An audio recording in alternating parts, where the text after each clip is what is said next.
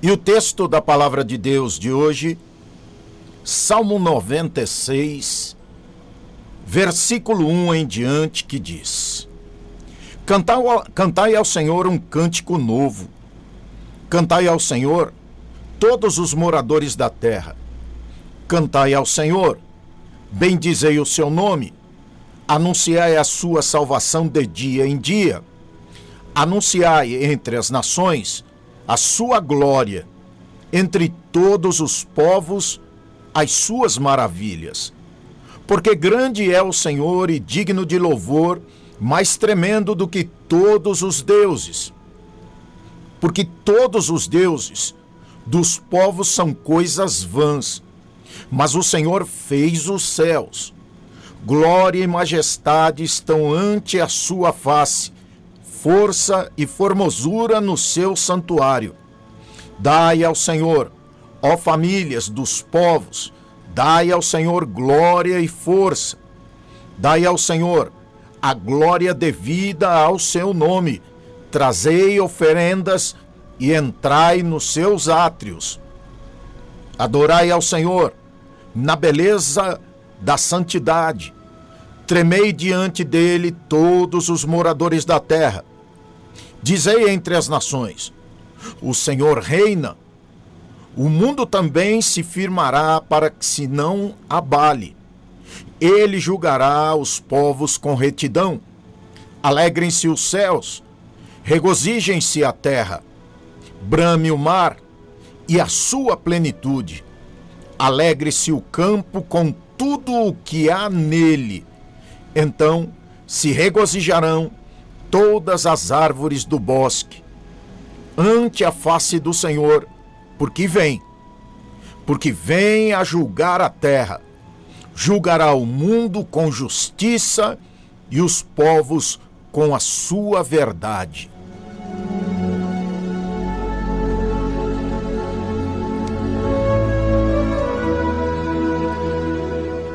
O livro dos Salmos contém poemas, cânticos, também orações, usadas pelos judeus e pelos primeiros cristãos para adorar a Deus. Isso é extraordinário. Um salmo após o outro, e nós vamos vendo a inspiração do Espírito de Deus para com a vida daqueles, entre eles, o salmista Davi, de compor, de escrever tão belas palavras. Até hoje, é difícil encontrar cânticos melhores ao único e verdadeiro Deus.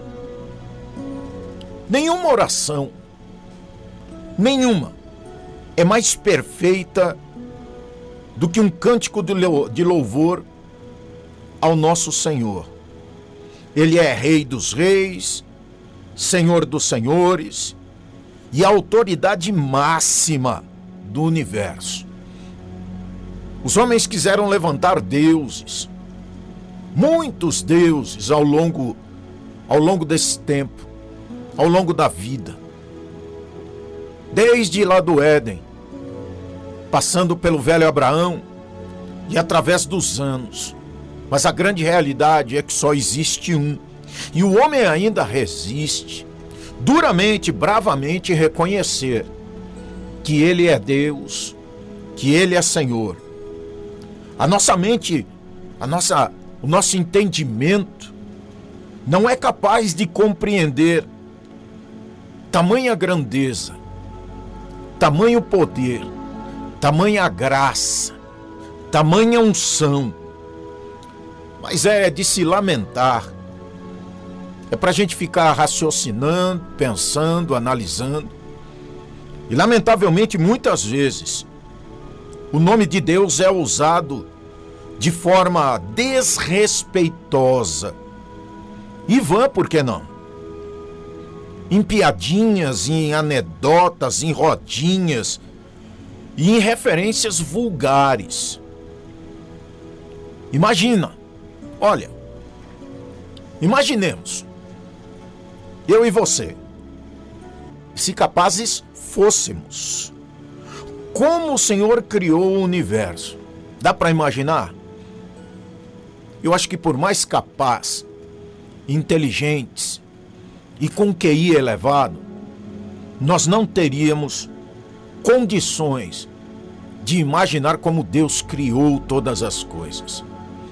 Se não for a santa palavra de Deus, a Bíblia, para que a gente tivesse uma pequena noção de como Deus fez todas as coisas que existem desde a criação no Éden.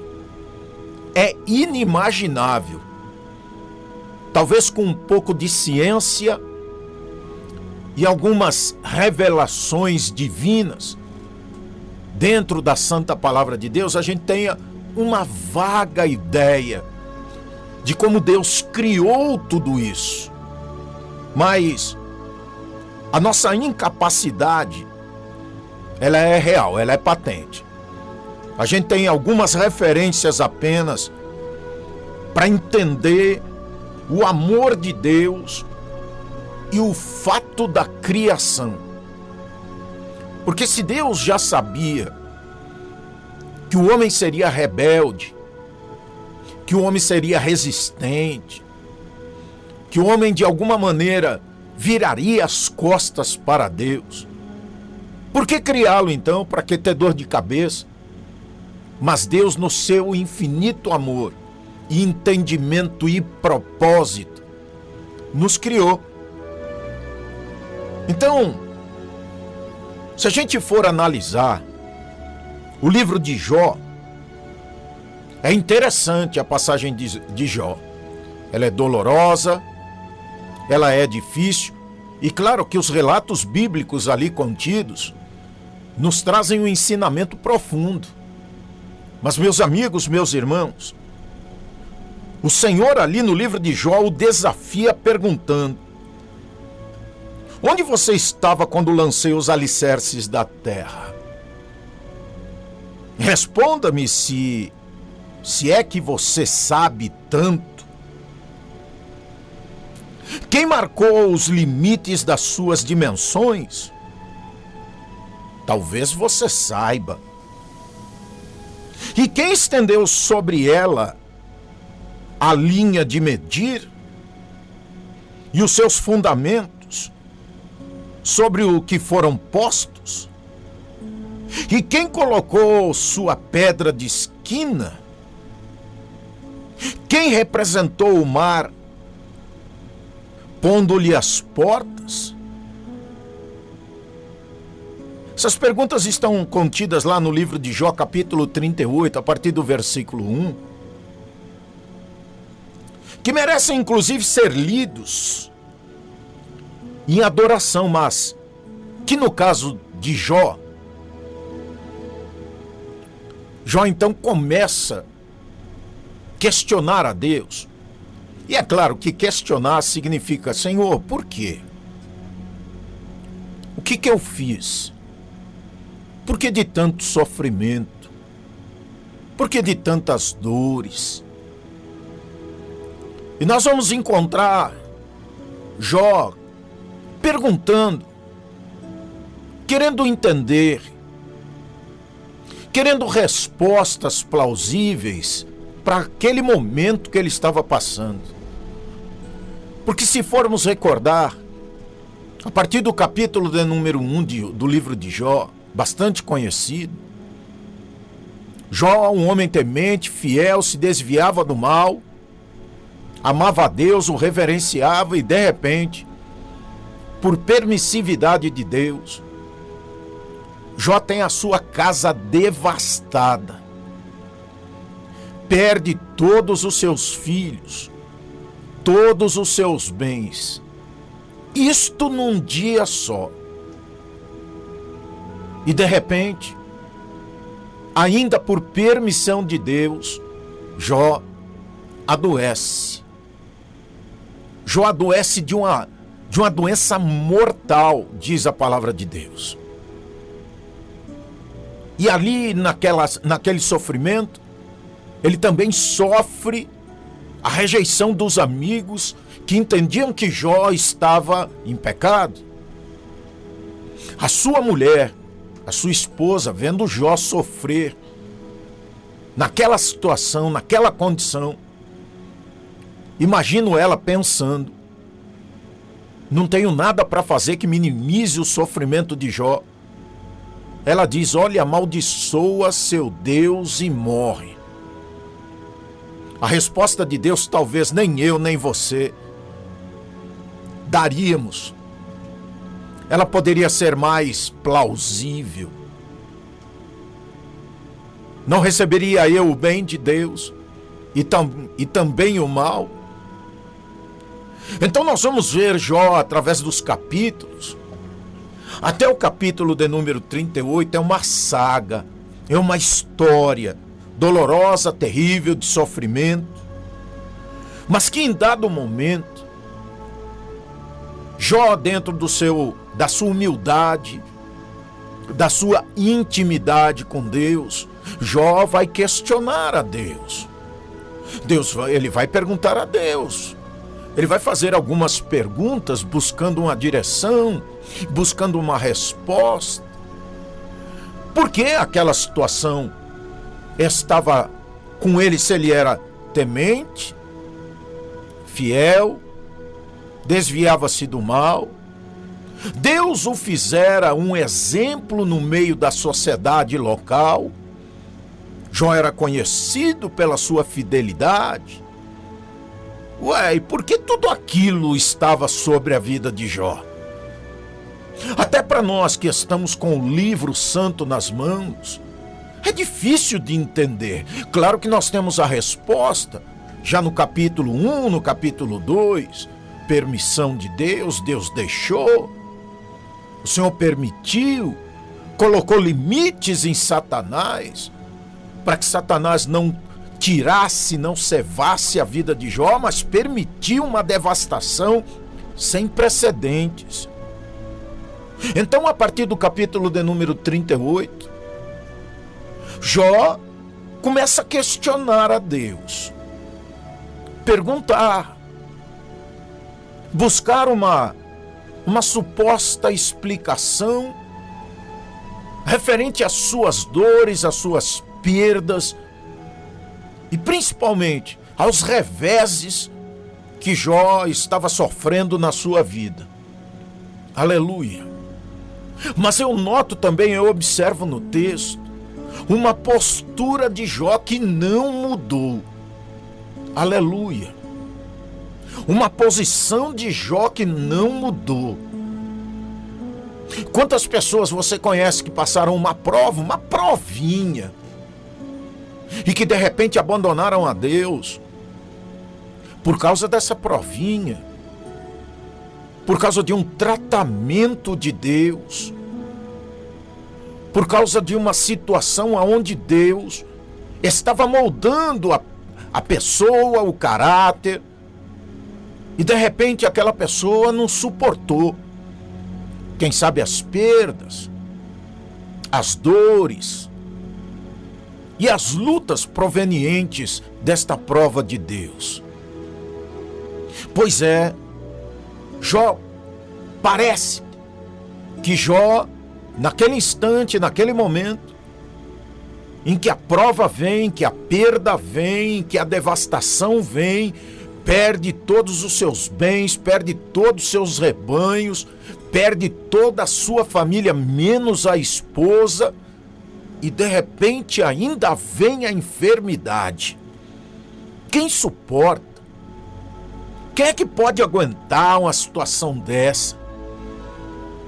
De repente o trabalho de uma vida inteira, trabalho de anos a fio, e de repente tudo é devastado na vida de uma pessoa, no caso Jó. E aí eu leio, eu tenho a graça de Deus de ler Jó respondendo a sua esposa: não receberia eu o bem e também o mal? Bendito seja o nome do Senhor. O tempo vai passando, Porque a gente lê os capítulos bíblicos dos vários livros, tanto no Velho Testamento quanto no Novo, e parece que a mudança do quadro do cenário se dá de um dia para outro. Não, levou anos. Eu sinceramente não sei quantos anos esse sofrimento, esta saga de Jó levou para que ele pudesse ser restituído de tudo aquilo que Deus havia permitido a devastação. Mas eu vejo também que nesse transcorrer da história,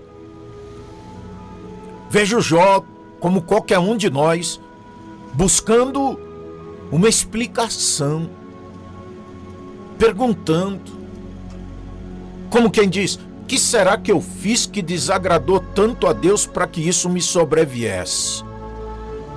Então Jó começa a perguntar: Senhor, por quê? Por que que permitiu? Por que que eu cheguei a esse ponto? E aí Deus começa a responder a Jó.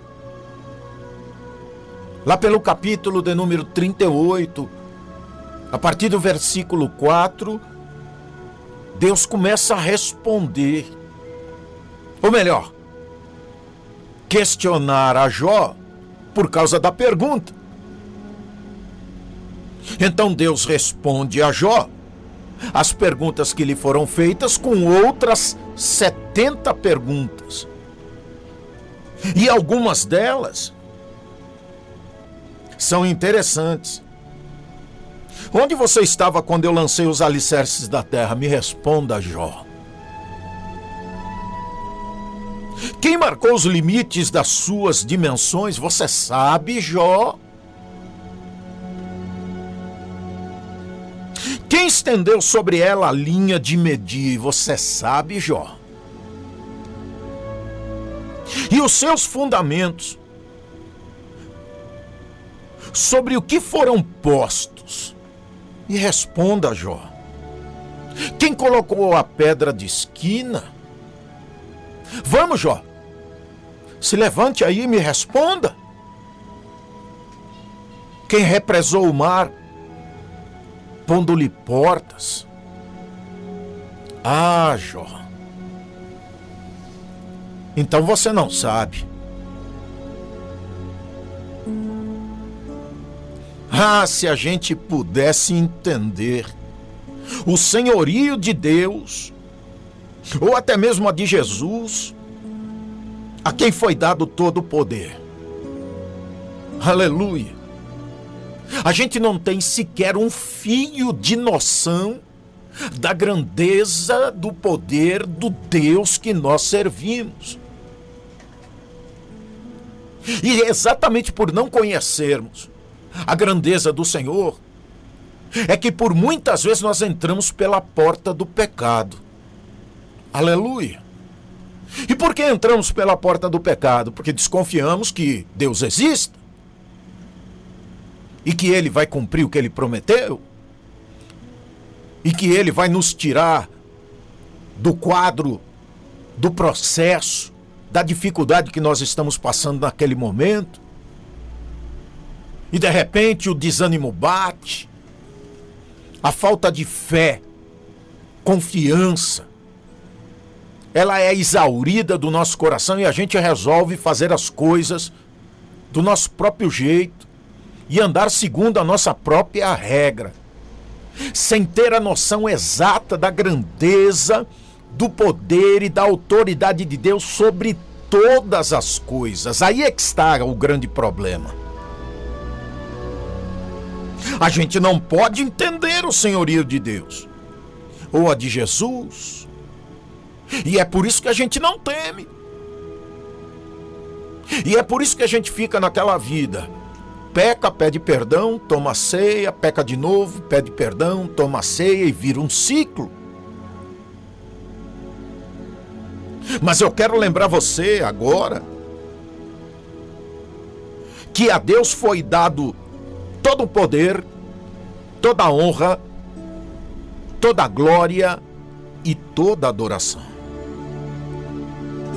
E veja uma coisa, João Batista reconheceu essa grandeza quando disse: não sou digno nem de desamarrar as correias das suas sandálias. Aleluia! Sabe, eu fico ouvindo determinadas músicas que, por exemplo, é um exemplo até, classifique você como quiser, mas alguém chamando Deus ou a pessoa santa de Jesus ou de Deus de você. Espera um pouquinho. Ele é Senhor da sua vida. O único que tem poder e autoridade para perdoar os seus pecados. Então ele não é você. Você é um coleguinha, um amiguinho, um irmão da igreja. Não é verdade? É alguém que de repente você tem a intimidade de chamá-lo de você. Mas por toda a intimidade que você tenha para com Deus, ele não pode ser chamado o cara lá de cima. Aleluia! Porque ele é Senhor de tudo e de todos. Aleluia! Numa sala, num tribunal, nem ao juiz sem autorização, ninguém pode exercer o direito da palavra, só se o juiz deixar. Porque quem o representa é o advogado que tem a procuração para poder falar ao juiz. E de repente nós perdemos o temor.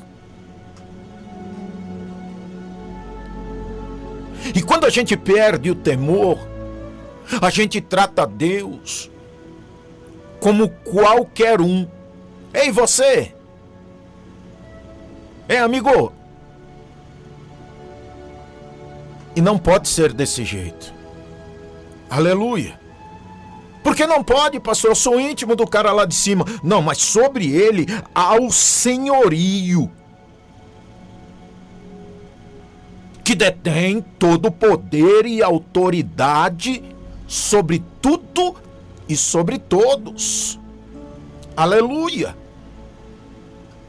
Glória a Deus, porque o mesmo Senhor Jesus, sendo tão grande, humilhou-se a tal ponto de que se levantou da mesa antes de comer com seus discípulos e começou a lavar os pés empoeirados de cada um dos discípulos, ou seja, começou a purificá-los. Porque ninguém adentrava determinados recintos sem antes se purificar lá fora. Se purificar-se antes da entrada significava tirar a poeira dos pés, das mãos e do rosto nas talhas. Quando a gente lê purificação, parece que ele tem que ser santificado antes de entrar. Não, peraí, a purificação, em termos terrenos, naqueles idos, significava lavar os pés, porque o lugar era diferente. Lavar as mãos para ter acesso à mesa e ao rosto. Aleluia! Então, peraí, este mesmo Senhor, tão grande, tão poderoso, e eu estou falando do Senhor, eu não estou falando de qualquer pessoa, eu não estou falando de qualquer pessoa de natureza humana. É que neste caso, ele era Deus na terra. Então, antes que todos iniciassem a refeição, ele começa a lavar os pés de cada um deles. E sabe de uma coisa? Este serviço era reservado a escravos. Não era reservado a pessoas, digamos que nobres. Aleluia. Não, era a escravos, a serventes. Aleluia. Então veja que por muitas vezes nós descaracterizamos a grandeza, o poder, a autoridade, o senhorio de Deus, chamando ele de qualquer um. Ei, você! É inadmissível. Não dá para ser. Ele é Senhor. A autoridade dele está sobre a nossa vida. Como disse anteriormente, ele é Senhor de tudo e de todos, porque foi ele quem criou. Aleluia. Então veja, a pergunta que eu lhe faço é: quem é Deus para você? Aleluia. Imagine se você, um dos discípulos,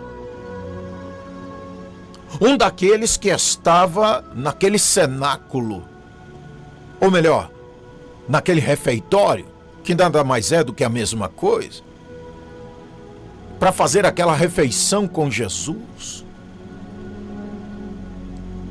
E ele vem de repente, com toda a sua autoridade, poder, graça, unção, e diz para você: põe os pés aqui que eu vou lavar os seus pés agora. Jesus poderia muito bem ter chamado os escravos, ou algum escravo, mas ele mesmo deixa o exemplo. Você vai me perguntar: mas que exemplo é este, pastor Sebastião? Aleluia, de servo, de servir, mesmo com toda a autoridade e senhorio.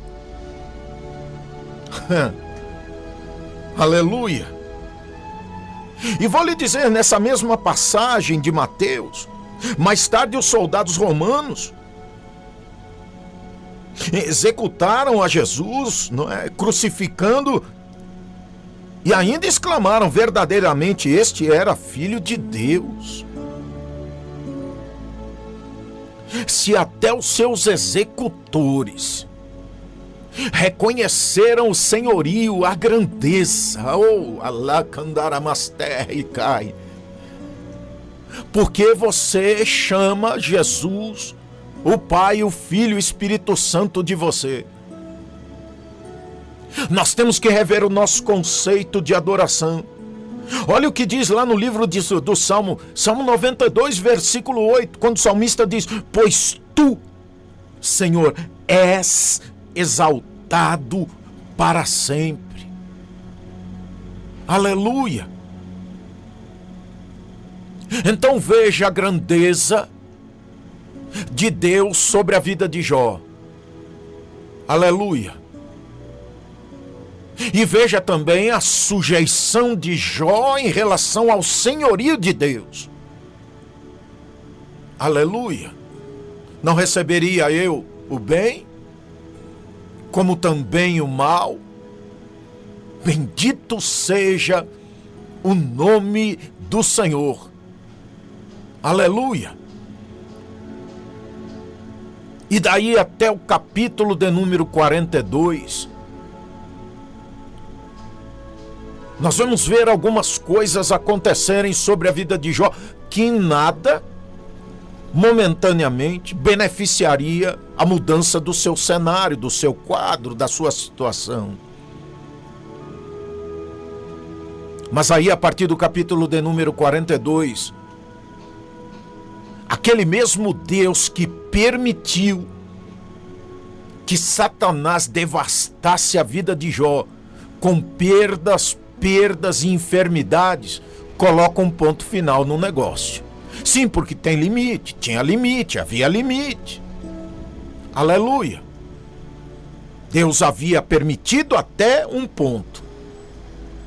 E o próprio Deus agora finalizava o sofrimento de Jó. E quando a gente lê o texto, quando a gente tem acesso a essa história extraordinária, parece que Deus, na segunda-feira, colocou um ponto final na vida de Jó, e exatamente na terça-feira nasceram as suas 7 filhas, os seus 3 filhos, e na quarta-feira Deus devolveu todo o patrimônio e as riquezas de Jó, e Jó retomou a sua vida naturalmente. Ele já estava limpo da lepra, da hanseníase, e na quinta-feira estava tudo certo. Não foi assim que aconteceu. Deus foi restituindo Jó através dos dias, através dos tempos,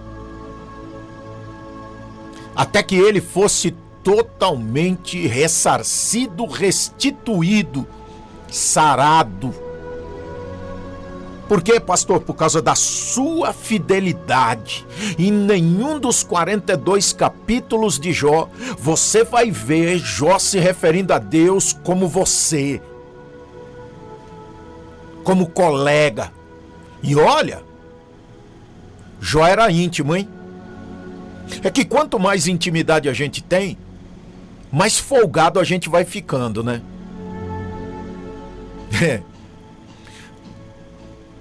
E eu digo isso porque, de repente, não sei se foi assim com você, mas quando eu comecei a namorar a pastora Sueli, chegava na casa dela para namorar, naquele tempo era assim. Com medo, né? Com respeito. 3 meses depois eu estava abrindo as panelas e abrindo a geladeira. A gente vai ficando folgado, né? A gente vai ficando espaçoso. Mas Jó não guardou a reverência. Aleluia. Jó guardou a reverência porque sabia quem era Deus. Você precisa hoje saber quem é Deus na sua vida. Aleluia. Não há dúvidas de que Deus é Senhor soberano sobre tudo e sobre todos. E você precisa entender isso. Oh, glória! Ele é grande, não somente na estatura, mas Ele é grande no poder, Ele é grande na autoridade, Ele é grande no amor. Aleluia! E você só está vivo hoje, talvez eu só possa estar vivo hoje por causa do grande amor de Deus e das suas promessas. Ele é Senhor de tudo e de todos, repito. E Ele tem a autoridade sobre a tua vida. E a palavra que Deus já colocou no seu coração através desses tempos é palavra de vitória. Olha, quer ver que coisa extraordinária? João capítulo 14, onde eu estiver, vós estarás também. Vou preparar lugar e voltarei para vos buscar. Oh, glória! Aleluia! É este mesmo Senhor que lavou os pés dos discípulos ali naquele cenáculo, naquele refeitório. Aleluia! A modernidade das coisas não pode tirar de Deus, do Pai, do Filho e do Espírito Santo a autoridade e o senhorio. Você não pode misturar o nome e a grandeza do Senhor com outras coisas humanas. Ele é Deus. Aleluia! E vou dizer mais. Disso tudo testemunham a Bíblia de que Ele é Senhor, de que Ele é poderoso, de que Ele é santo. A natureza testemunha, a história testemunha, as circunstâncias testemunham, e todas as outras pessoas que o conhecem testemunham de que Ele é Deus soberano, Ele é Senhor perdoador de pecado. Oh, aleluia! Glória seja dada ao nome do Senhor. E nós estamos brincando. A igreja está brincando. Acha que este Senhor soberano, poderoso, aceita qualquer coisa, qualquer louvor, qualquer adoração, qualquer reverência a Ele. Não. Não aceita, não.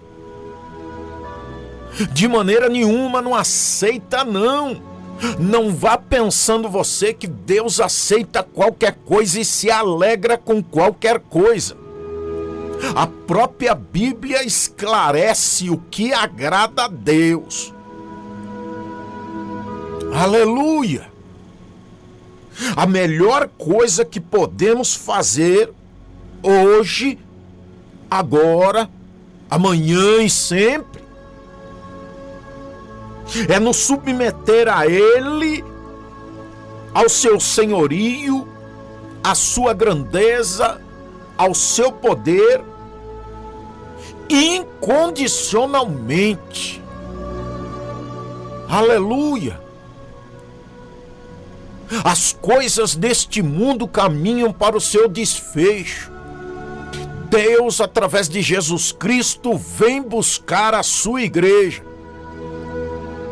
E você, de maneira nenhuma, vendo se abrir os céus e soando a trombeta, dizer: o cara veio buscar nós.